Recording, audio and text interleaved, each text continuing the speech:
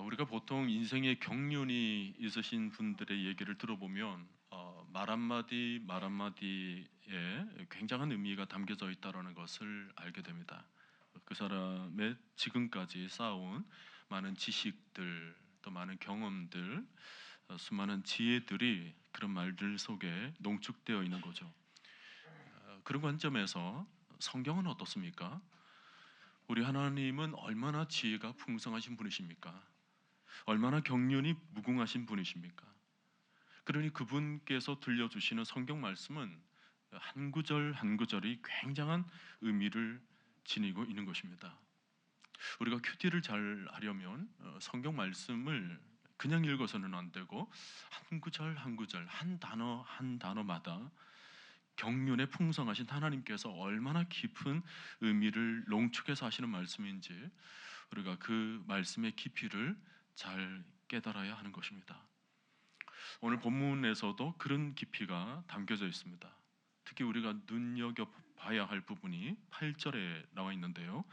측량할 수 없는 그리스도의 풍성함을 이방인에게 전하게 하시고, 이 말씀을 기록하고 있는 바울은 아마 그의 머릿속에 예수 그리스도의 풍성함이 얼마나 넓고 풍부한지 그것을 표현할 방법을 제대로 찾지를 못해서 그분의 풍성함은 측량할 수가 없다, 감히 인간의 입으로 그려낼 수가 없다라고 말을 하고 있는 것입니다. 금년에 우리 교회의 표가 뭐였습니까? 더 풍성하게, 더 충만하게였죠. 혹시 아직도 이 그리스도의 풍성을 알지 못하고 있어서 영적으로 빈곤하게 살아가고 있는 분이 있다면 오늘 말씀을 통해서 하나님의 풍성함을 가득 채우시는 모든 분들이 되시기를 바랍니다. 오늘 이 자리에 들어올 때는 가난한 자였지만 나갈 때는 참으로 하나님이 보실 때 부자들이 다 되어서 나가시기를 축복드립니다. 미국의 유명한 전도자 워필드가 예수 그리스도를 증거하는 강단에 오를 때마다 나는 왕좌에 오른다 말을 자주 했습니다. 왕좌. 그 사람이 뭔가 잘난 체 하려고 그런 말을 한 것이 아닙니다. 그가 전하려고 하는 복음의 선물이 너무 광활하고 너무 영광스럽기 때문에 말씀을 전하는 강단의 자리들은 뭐든지 줄 수 있는 왕의 자리와 같다라는 것입니다.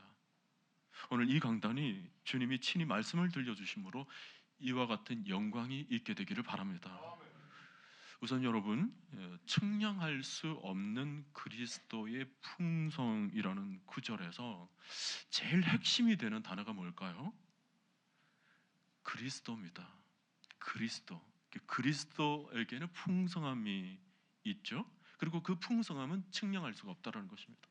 그 말씀이 그리스도에게로 초점을 맞춰주고 있는 것입니다.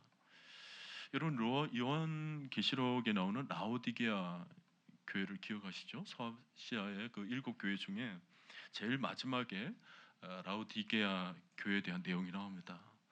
겉으로 보기에는 이 교회가 대단했죠. 굉장한 부를 누리고 부족함이 전혀 없을 것 같았는데 주님이 보실 때는 아무것도 없는 빈털털이 깡통이 되어 있는 교회라고 말씀을 하십니다. 신자들 하나하나를 볼 때 전부가 다 가난뱅이와 같다라는 것입니다. 전부가 다 눈이 멀어져 있고 귀가 닫혀져 있고 마음들이 다 텅 비어져 있다라는 것입니다.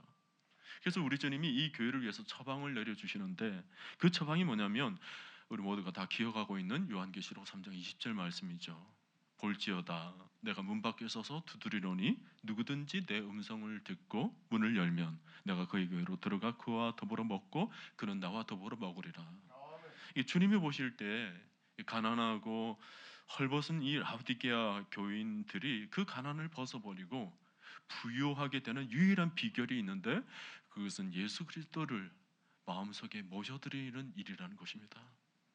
왜냐하면 예수님 자신이 부유함이요 예수님 자신이 측량할 수 없는 풍성 그 자체이시기 때문에 그렇습니다.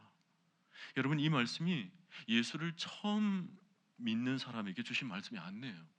이미 그리스도를 마음에 모시고 사는 사람들에게 주신 말씀입니다.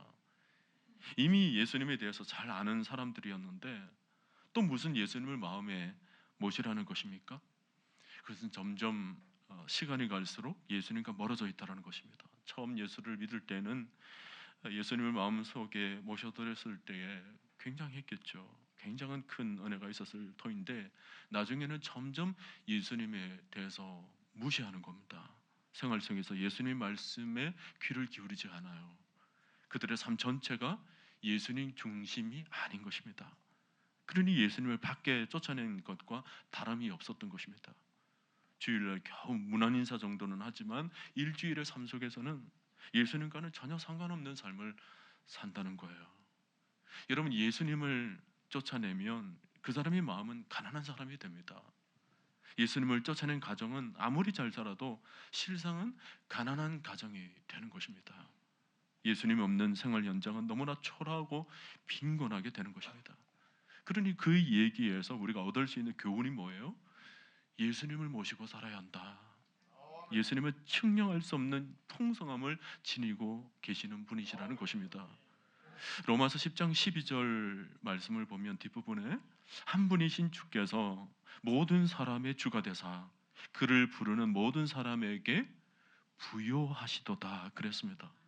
우리 예수님께서 모든 사람의 하나님이시요 왕이 되셔서 누구든지 그분의 이름을 부르기만 하면 우리 주님은 항상 그 부르는 사람에게 부요하시도다.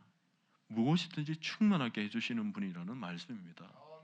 로마서 8장 32절 말씀도 보면 자기 아들을 아끼지 아니하시고 우리 모든 사람을 위하여 내주신 이가 어찌 그 아들과 함께 그다음 뭐죠? 모든 것을 우리에게 주시지 아니하겠느냐.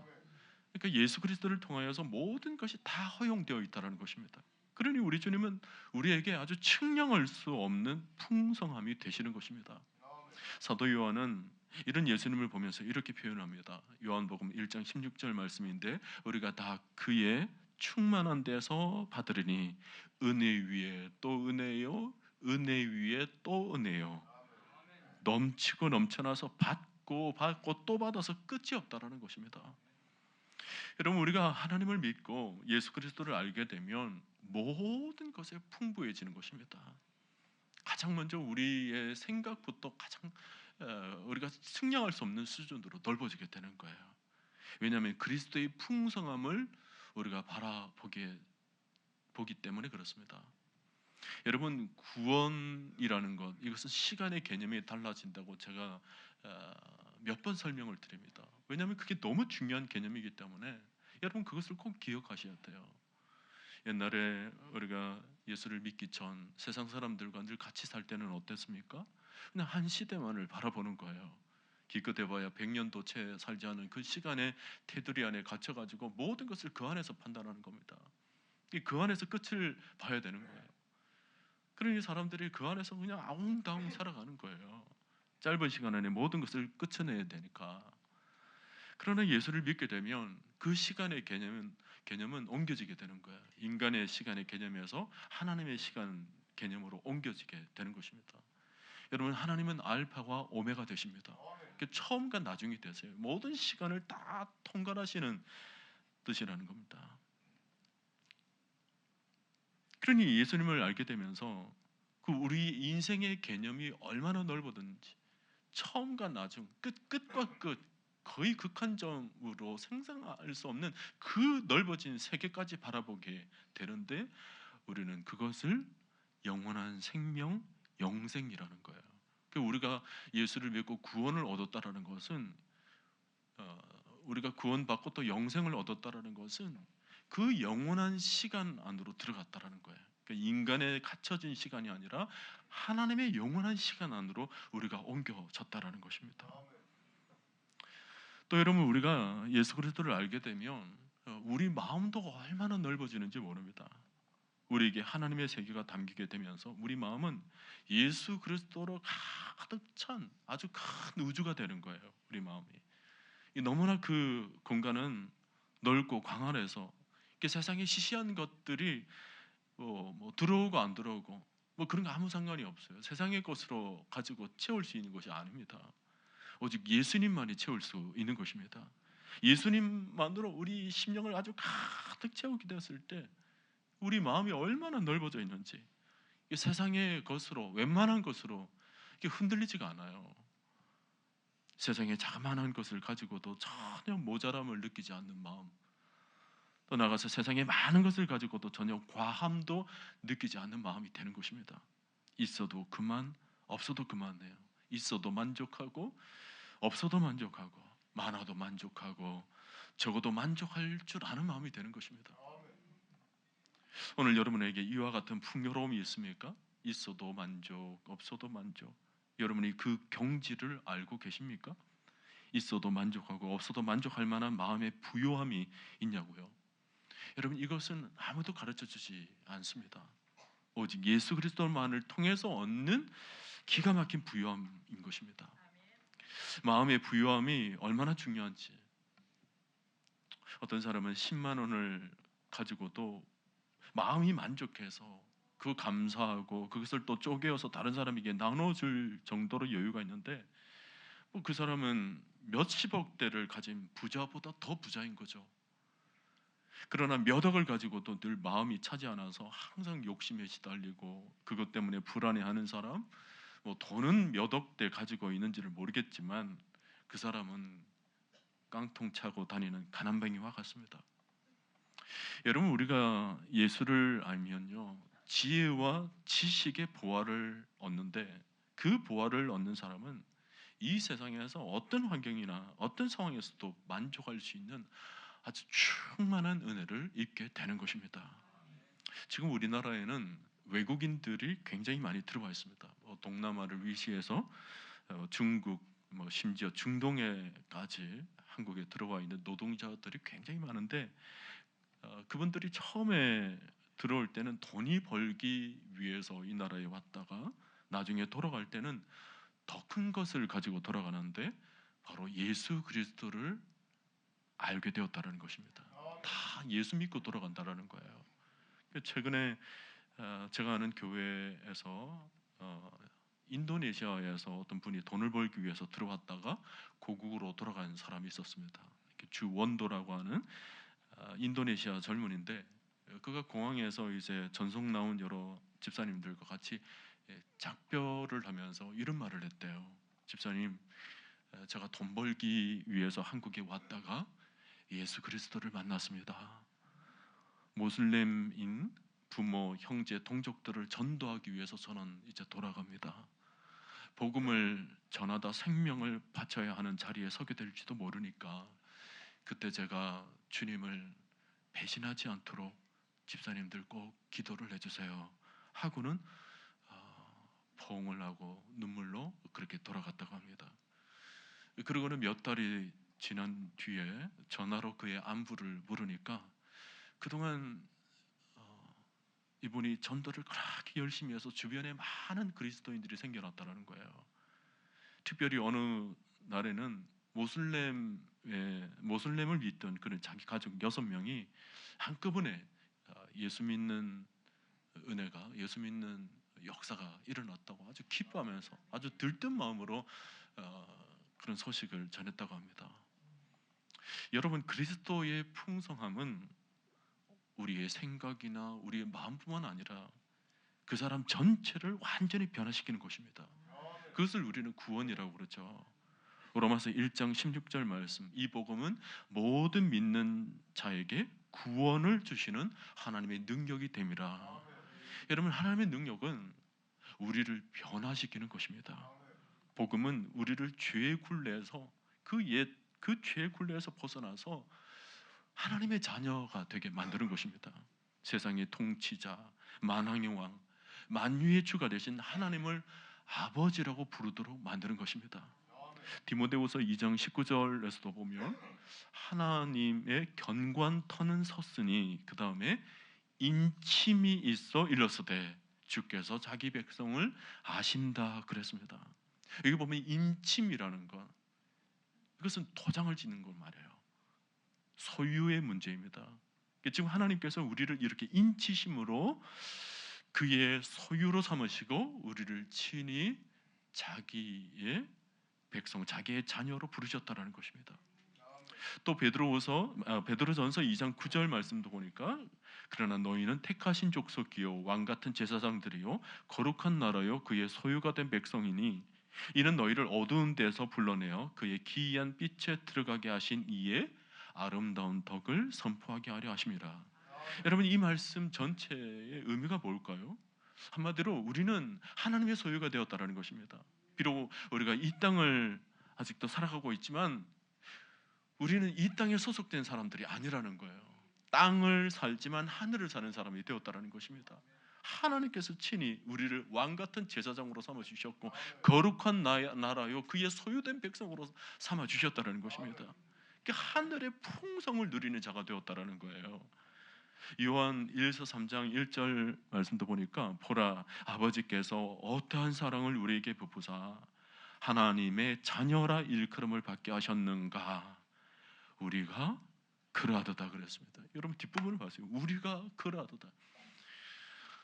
요한은 믿는 사람들이 다 하나같이 입으로는 하나님의 사랑을 입었다, 하나님의 자녀가 되었다 그런 말들을 하는 것을 들었습니다. 그때 입으로는 말을 하지만 실상을 봐서는 아직도 하나님의 자녀가 되었다는 것에 대해서 강한 긍지나 자부심이나 어떤 그 정체감을 느끼지 못하는 것을 나보고 본 것 같아요. 그래서 뒤에다가 덧붙인 말이 뭐냐면 우리가 그러하도다, 우리가 그러하도다, 지금 이 말을 덧붙이고 있는 거예요. 여러분, 사도 요한이 오늘 이 자리에서 지금 설교를 하고 있다면 우리한테도 똑같이 얘기를 할 거예요. 여러분들, 하나님께서 우리에게 어떤 사랑을 베풀어 주셔서 우리를 하나님의 자녀로 삼아 주셨는데 우리 한 사람 한 사람이 그렇습니다. 우리 한 사람 한 사람이 그렇습니다. 이렇게 강조를 하리라 저는 짐작을 해봅니다. 여러분 따라하세요. 내가 그러하도다. 내가 그러하도다. 내가 하나님의 자녀라는 거예요. 내가 하나님의 백성이라는 겁니다. 그러니 여러분 우리는 더 이상 이 땅의 것들로 아주 빌빌거리며 살아가는 사람들이 아닙니다. 우리는 하나님의 딸들이고 하나님의 아들들이에요. 여러분 김똑강이는 뒷골목 양아치로 살다가 자기 아버지가 김자진 장군이라는 것을 알고는 그때부터 장군의 아들로 살아갔잖아요. 여러분 오늘 우리도요 옛적에는 그냥 허무하게 어쩌다가 그냥 생겨진 그냥 이 땅에 의미 없는 생명처럼 그냥 여기며 죄악의 웅덩이에 빠져 살다가 우리를 지으신 분이 하나님이시고 우리를 건져내 주신 분이 하나님이라는 것을 알게 되면서 뭐예요? 우리는 장군의 아들 수준이 아니라 하나님의 아들 수준으로 살아가는 거예요. 하나님의 아들이 되는 것입니다. 그러면서 뭐예요? 세상의 것이 아니라 하나님의 것으로 아주 풍성함을 누리며 살아가게 되는 것입니다. 골로새서 3장 10절에서도 우리를 보고 뭐라고 말씀하셨습니까? 너희가 새 사람을 입었으니 이는 자기를 창조하신 이의 형상을 따라 지식에까지 새롭게 하심을 입은 자니라 그랬습니다. 여러분 이 말씀도 많이 보세요. 우리가 새 사람을 입었대요. 완전히 새로운 사람이 되었대요. 그리고는 자기를 창조하신 이의 형상을 따라 우리 한 사람 한 사람이 얼마나 이 세상 가운데 귀한지 하나님의 형상의 회복이 일어난 거예요. 예수 그리스도를 통하여서. 여러분 하나님께서 우리 인간을 지으실 때 짓고 난 뒤에 심히 좋았다라고 그랬습니다. 너무 아름답게 지었었어요. 근데 죄악으로 인해서 우리가 더럽혀진 몸이었는데 예수 그리스도를 통해서 우리 한 사람 한 사람이 뭐예요? 완전히 다시 하나님의 그 처음 지었던 그 첫 피조물의 형상으로 완전히 새롭게 만들어 주시는 것입니다. 어느 수준이 갔냐? 그 뒤에 덧붙인 말이 뭐예요? 지식에까지 그랬습니다. 지식에까지. 여러분 지식이라는 게 뭐예요? 인간은 이성의 존재라는 거죠. 인간은 이성적 사고방식을 가지고 있는 존재 아닙니까? 우리가 모든 것을 생각하는 것이 이제 이성, 이 지식에 담겨져 있어요. 우리가 어떤 기준이나 우리가 판단이나 모든 것을 그냥 내 기준으로 우리가 앉아서 지금 설교를 듣는 것도 뭐예요? 늘 내 생각이라는 것이 늘 있잖아요. 그게 지식이에요. 내가 가지고 있는 이성이라는 거죠. 근데 그것을 뭐예요? 지식에까지 새롭게 하심을 입은 자녀라 그랬습니다. 완전히 내 생각도 완전히 바뀌는 거예요. 하나님의 생각으로, 하나님의 판단으로, 하나님의 기준으로 나의 모든 생각하는 것이 하나님의 것이 되었다라는 거예요. 할렐루야. 성도 여러분, 우리 모두는 새롭게 하심을 입은 자들입니다. 우리 안에 예수님이 계시고 예수님과 같이 살아가고 있고 예수님의 풍성한 마음으로 우리가 하나님의 자녀답게 지금 살아가고 있는 것입니다. 그러니 여러분 세상의 모든 가치관이 이제 달라지는 거예요. 돈을 바라보는 눈이 달라진 거예요. 세상의 명예를 바라보는 눈이 달라진 것입니다. 심지어 우리가 당하게 되는 어떤 실패를 바라보는 눈도 달라지는 거예요. 고통을 바라보는 눈이 달라지는 겁니다. 고난의 의미가 달라진 거예요. 뿐만 아니라 우리가 살아가는 삶의 목적도 달라졌습니다. 오늘 본문 여러분 7절 말씀을 보세요. 사도 바울의 고백인데, 이 복음을 위하여 그의 능력이 역사하시는 대로 내게 주신 하나님의 은혜의 선물 따라 내가 일꾼이 되었노라 그랬습니다. 복음을 아는 사람, 하나님의 그의 능력에 역사하시는 대로 얼마나 크신 은혜를 부어주시는지를 아는 사람, 그 하나님의 은혜를 깊이 체험한 사람은 남은 인생을 아주 멋있게 살아가는 거예요. 내가 일꾼이 되었노라, 하나님의 사람으로서 하나님의 일을 감당하며 내가 살게 되었노라, 그렇게 고백하고 있는 것입니다. 여러분, 복음이 우리에게 가르쳐주는 진리가 뭐예요? 예수 그리스도께서 우리를 위해 죽으셨다라는 것 아닙니까? 예수님께서 나를 위해 죽으셨다라는 거죠. 그런데 이 복음을 받아들인 사람은 어떻게 되나요? 예수님의 죽음을 그저 한낱 천국에 들어가기 위한 티켓 따기 위한 그런 수준으로 살아갑니까? 아니에요. 예수님의 죽음과 자신의 삶과 아무런 관계가 없는 사람처럼 내 마음대로 살아갑니까? 전혀 그렇지가 않습니다. 만일 그런 사람이 있다면 아직도 복음의 의미를 제대로 깨닫지 못하고 있는 분들이에요. 고린도후서 5장 15절에 기록된 말씀 제가 읽어드립니다. 그가 모든 사람을 대신하여 죽으심은 살아있는 자들로 하여금 다시는 그들 자신을 위하여 살지 않고 오직 그들을 대신하여 죽었다가 다시 살아나신 이 그리스도를 위하여 살게 하려 함이라 그랬습니다. 여러분, 이 말씀의 중간 부분을 잘 보세요. 다시는 그들 자신을 위하여 살지 않고 그랬습니다. 내 배를 위해서, 내 생명을 위해서, 내 것을 채우기 위해서 그냥 살아가는 사람이 아니라는 거예요. 삶의 기준이 달라졌다라는 것입니다. 다시는 그들 자신을 위해 살지 않고, 여러분 예수님을 믿으면 완전히 새로운 피조물이 되는 거예요. 그런즉 누구든지 그리스도 안에 있으면 새로운 피조물이라, 이전 것은 지나갔으니 보라 새 것이 되었도다 그랬습니다. 보라 새 것이 되었도다. 여러분, 우리 자신을 바라보세요. 새 것이 되었도다. 할렐루야. 새 사람이 된 거예요. 여러분, 새로운 피조물이 되었다는 말은 내 삶의 질이, 내 안에 있는 모든 핵심적인 내용, 나의 본질이 모조리 바뀌었다라는 거예요. 삶의 방향, 삶의 목적이 모조리 달라진 거예요. 예전에는 내 직업이 그냥 돈을 벌기 위한 수단이었지만 이제는 달라요. 하나님이 부르신 그 거룩한 소명을 감당하기 위한 하나님의 도구가 된 것입니다. 하나님의 도구. 그래서 여러분, 켈비니즘이라는 건 뭐예요? 콜링. 여러분, 콜이라는 것은 부르심인데, 그 콜링이 또 다른 의미로 소명, 직업이라는 뜻이에요. 직업. 하나님의 부르시면 곧 소명, 직업으로 이어진다는 거죠. 우리가 이 세상에 어떤 일을 하더라도 다 하나님의 도구들이 될 수 있는 거예요. 그러니 세상에서 무슨 청소 일을 하든지 허드렛 일을 하든지 아무 상관이 없어요. 어떤 일을 하든지 다 직업이 귀한 거예요. 그 직업을 통해서 뭐예요? 다 하나님을 위해서 쓰여지는 하나님의 도구가 될 수 있으니까 내게 주어진 직업에 그냥 최선을 다해서 일하는 것입니다. 그게 여러분 켈비니즘이에요. 켈비니즘. 여러분, 자본주의도 그 콜링에서부터 다 출발했습니다. 자본주의가 뭐예요? 캐피탈리즘. 그 캐피탈의 CA가 콜링에서부터 출발한 거거든요. 오늘날 자본주의는 오염된 자본주의예요. 자기 배를 채우기 위해서 그렇고 자기 국가를 채우기 위해서 그런 오염된 자본주의 됐지만 실질적으로 뭐예요? 켈비니즘의 중심은 나의 모든 일자리를 통해서 하나님을 위해서, 하나님의 영광을 위해서 쓰여지는 도구들이라는 것에서부터 다 출발하게 된 것입니다. 오늘 여러분 직업관을 회복할 수 있기를 바랍니다. 내가 어떤 일을 하더라도 괜찮아요. 그 모든 일들을 통해서 여러분 하나님의 도구들이 다 될 수 있기를 바랍니다. 우리 학생들이 공부를 해도 뭐예요? 전에는 나를 위한 것이었지만 이제는 목적이 달라요.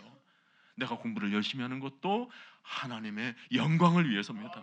나를 위해 살던 인생은 이제 끝이 났어요. 예수 믿고 변화된 사람이에요. 철저히 나 자신을 위해 살았던 자는 죽었습니다.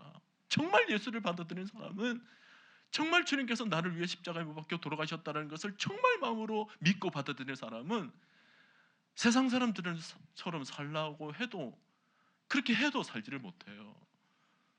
그래서 로마서 14장 8절에서 뭐라고 말씀합니까? 우리가 살아도 주를 위하여서 살고 죽어도 주를 위하여서 죽나니 그러므로 사나 죽으나 우리가 주의 것이로다. 인생이 완전히 달라진 거예요. 제가 언젠가 미국의 그 장진숙 집사님 얘기를 전해드린 적이 있죠. 미국의 그 Forever 21 아주 큰 기업을 경영하고 있는 분입니다. 세계적인 기업이죠. 전 세계에 영향을 끼치는 우먼 파워에 이분이 꼭 들어가 있습니다. 여러분, 이분은 고등학교밖에 나오질 않았어요. 고등학교밖에 졸업을 못했는데 그 명동에서 커피 배달했던 사람입니다. 근데 그가 이제 어느 날 하나님을 믿게 되고 복음을 받아들입니다. 그리고는 하나님의 꿈을 가졌어요. 하나님께서 그의 영적 지경을 넓혀주신 거죠.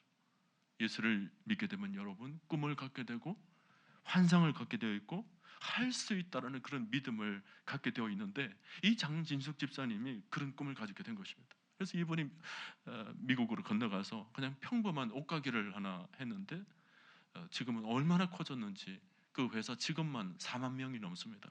세계 부자예요.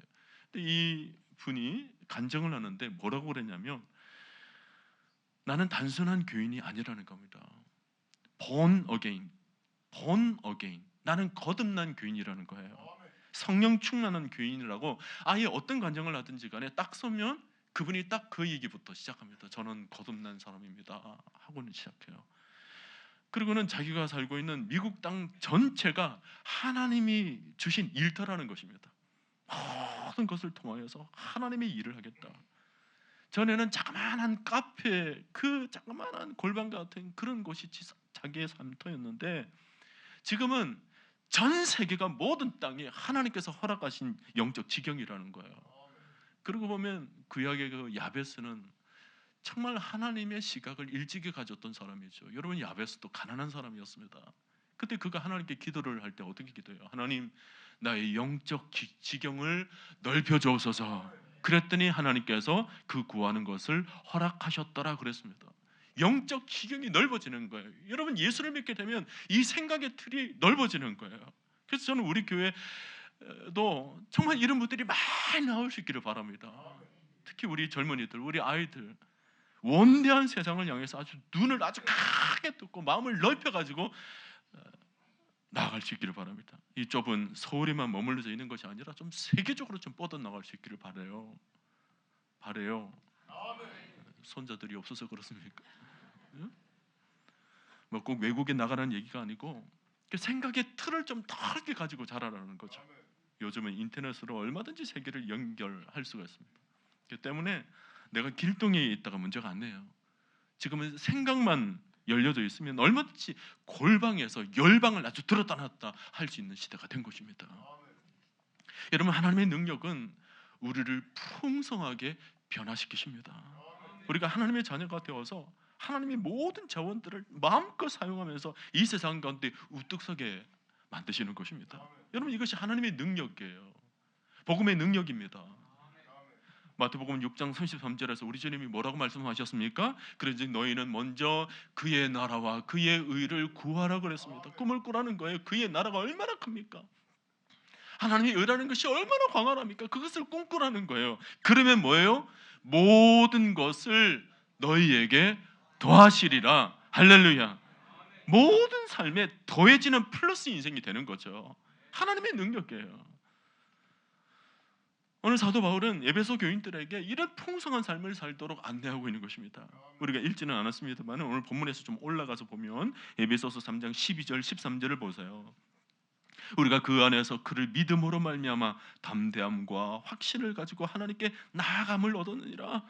그러므로 너희에게 구하노니 너희를 위한 나의 여러 환난에 대하여 낙심하지 말라. 이는 너희의 영광이니라.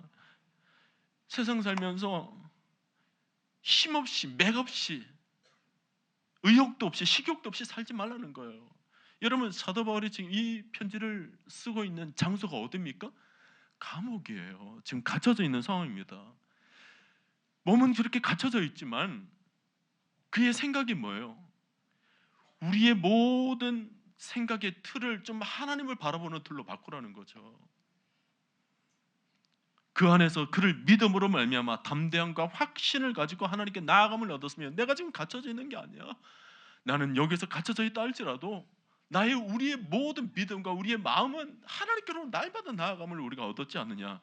그러므로 너희를 위해서 내가 기도하는데 너희를 위한 나의 여러 환난들, 복음을 전하면서 이렇게 갇혀져 있는 나의 몸 때문에 걱정하지 말라는 거예요. 낙심하지 말라는 거예요. 여러분, 한 지도자가 갇혀져 있으면 얼마나 걱정이 많겠어요. 근데 그럴 필요 없다는 거예요. 낙심할 필요가 없다는 거예요. 이 모든 것이 하나님의 영광이 될 테니까 아무 염려하지 말라는 거죠. 그리고는 덧붙여 말씀이 뭐예요? 18절 19절의 말씀을 보면 연초에 나눴던 말씀인데 능히 모든 성도와 함께 지식에 넘치는 그리스도의 사랑을 알고 그 너비와 길이와 높이와 깊이가 어떠함을 깨달아 하나님의 모든 충만하신 것으로 너희에게 충만하게 하시기를 구하노라.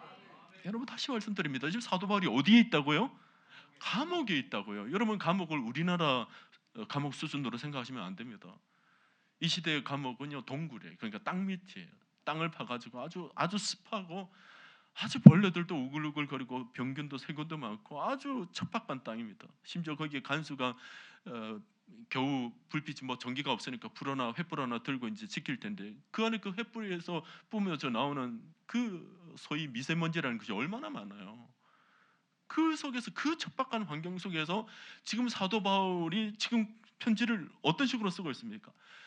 내가 저 갇혀져 있지만 아무것도 아니라는 거예요. 이게 하나님의 풍성하신 사랑을 생각해 보라는 거예요. 그의 너비와 그의 깊이와 그의 높이와 그 풍성함이 어떠한지를, 그 충만함이 어떠한지를 한번 생각해 보라는 거예요. 여러분, 초대교회 성도들이 그 어려운 환경 속에서도 힘을 얻을 수 있었던 이유가 뭘까요? 그 비밀은 이것입니다. 여러분, 사도행전이나 서신서들을 보면 계속해서 반복되고 있는 단어가 하나 나오는데 바로 예수 그리스도의 이름이에요. 여러분, 오늘 가서 대충 한번 훑어보세요. 예수의 이름으로, 주의 이름으로, 이런 말들이 굉장히 많이 나옵니다. 사실 제자들은 처음 갈릴리 바닷가에서 부르심을 처음 받았을 때부터 이 예수님의 이름에 대해서 또 수도 없이 들어왔을 거예요. 근데 이 이름에 어떤 의미가 담겨져 있는지를 이전에는 몰랐습니다. 성령이 임하기 전에는요, 그 이름의 의미가 어떤 의미가 담겨져 있는지 전혀 깨닫지를 못했어요. 여러분, 우리가 구약에 보면 여호와라는 이름이 그냥 이름이 아니지 않습니까? 여호와에는 아주 하나님의 능력이 담겨져 있는 거예요. 여호와 이레, 여호와 라파, 여호와 삼마, 여호와 니시, 그분의 이름에는 아주 독특한 능력들이 다 담겨져 있습니다. 그런데 그런 이름의 권세가 신약에 와서는 다 예수 그리스도의 이름으로 통합되는 거예요. 통일되는 것입니다. 땅에 있는 모든 지상의 권력도 예수의 이름 앞에 아주 굴복할 수밖에 없도록 모든 사탄의 권세, 마귀까지도 다 통합되는 거예요. 예수 그리스도의 이름. 그래서 우리가 마태복음 28장에 보면 하나님께서 하늘과 땅의 모든 권세를 예수님에게 다 주셨다 그랬습니다. 빌립보서 2장에서도 보니까 하나님께서 그에게 모든 이름 위에 뛰어난 이름을 주셨다. 그래서 하늘에 있는 자들이나 땅에 있는 자들이나 땅 아래에 있는 자들이 다 예수라는 이름 앞에 무릎을 꿇고 굴복하게 하고 경배하도록 만들었다 그랬습니다. 땅 아래라는 것이 뭐예요? 땅 아래는 죽음을 말해요. 사망의 음침한 골짜기를 말하죠. 그 모든 것들도 예수의 권세 앞에 굴복하도록 만들었다는 거예요. 죽음을 이길 수 있는 예수의 권능이 그분에게 있었던 것입니다. 베드로가 그 전에는 수도 없이 들었던 이름인데 전혀 무감각하게 여기고 있었습니다. 그러다가 이제 성령이 충만하게 임하게 되니까 이 진리에 눈이 번쩍 뜨이는 거예요. 그리고는 그 진리를 사도행전 3장에서 성전 미문에 앉아있던 안전뱅이에게 적용한 거예요. 은과 금은 내게 없거니와 내게 있는 것을 내게 주노니. 여러분, 내게 있는 것이 뭡니까? 예수 그리스도의 이름이었어요. 예수 그리스도의 이름을 내게 주노니 일어나 걸어라, 일어나 걸어라.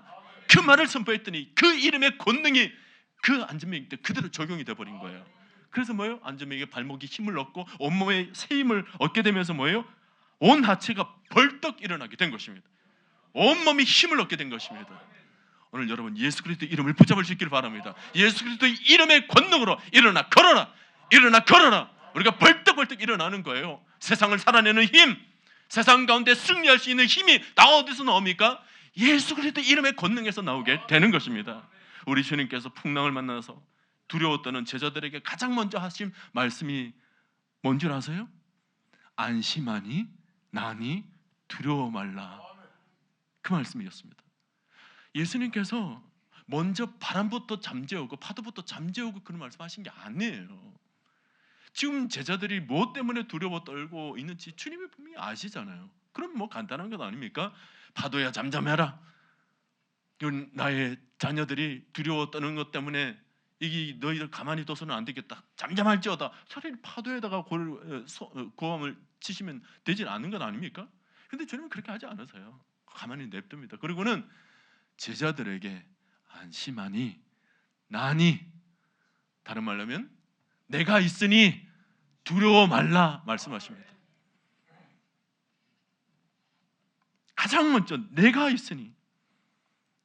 여러분, 우리도 세상을 살면서 세상의 문제를 주님께서 바로 해결해 주시면 되잖아요.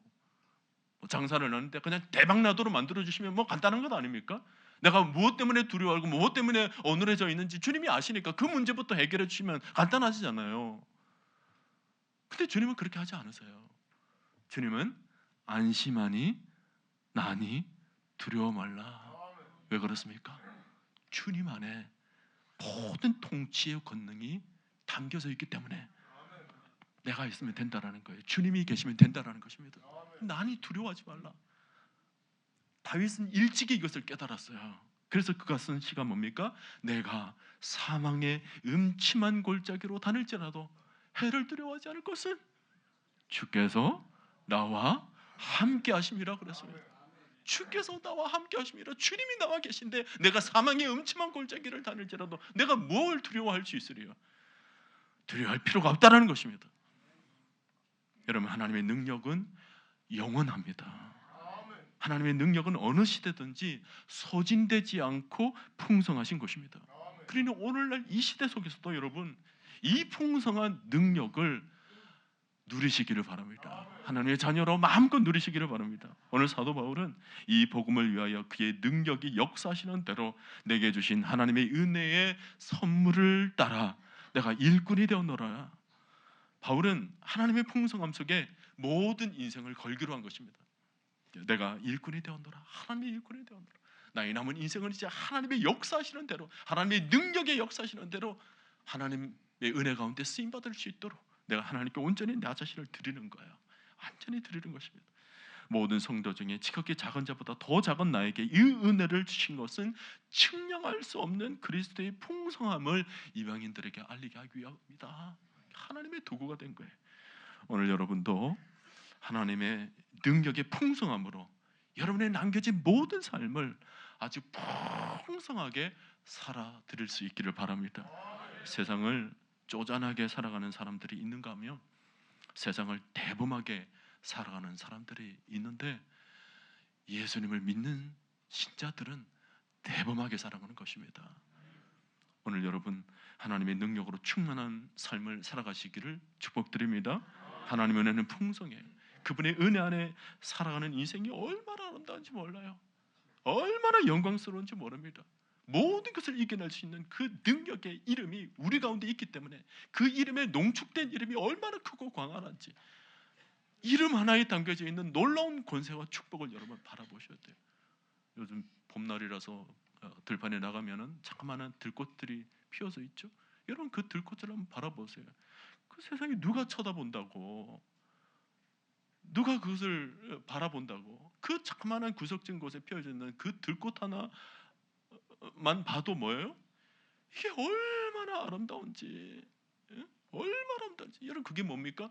하나님의 통치가 그 안에 있는 거예요. 하나님의 통치가 그 자그마한 들꽃 속에도 담겨져 있는 것입니다. 그 들꽃을 볼 때마다 이 들꽃이 이토록 아름다우면 하물며 우리일까 보냐, 하물며 우리일까 보냐. 여러분 한 분 한 분이 얼마나 귀하고 아름다운지 몰라요. 왜냐하면 여러분 한 분 한 분에게 아주 농축되어 있는 하나님의 은혜가 아주 풍성하게 내려지고 있기 때문에 그의 귀한 은혜를 생각할 때마다 얼마나 귀한지 몰라요. 여러분 한 분 한 분이, 여러분 옆 분들 한번 바라보세요. 얼마나 귀한지 몰라요. 왜 안 보세요? 맞아요, 맞아요. 나도 귀하니까. 예, 맞아요, 맞아요. 얼마나 크고 하나지. 농축되어 있는 하나님의 측량할 수 없는 풍성한 은혜. 할렐루야. 오늘 여러분 그 은혜로 여러분의 심령이 날마다 흘러 넘치는 삶을 살게 되시기를 바라고, 샘솟는 그런 기쁨으로 날마다 하나님의 영광의 삶을 살아 드릴 수 있기를 주님의 이름으로 간절히 축원드립니다.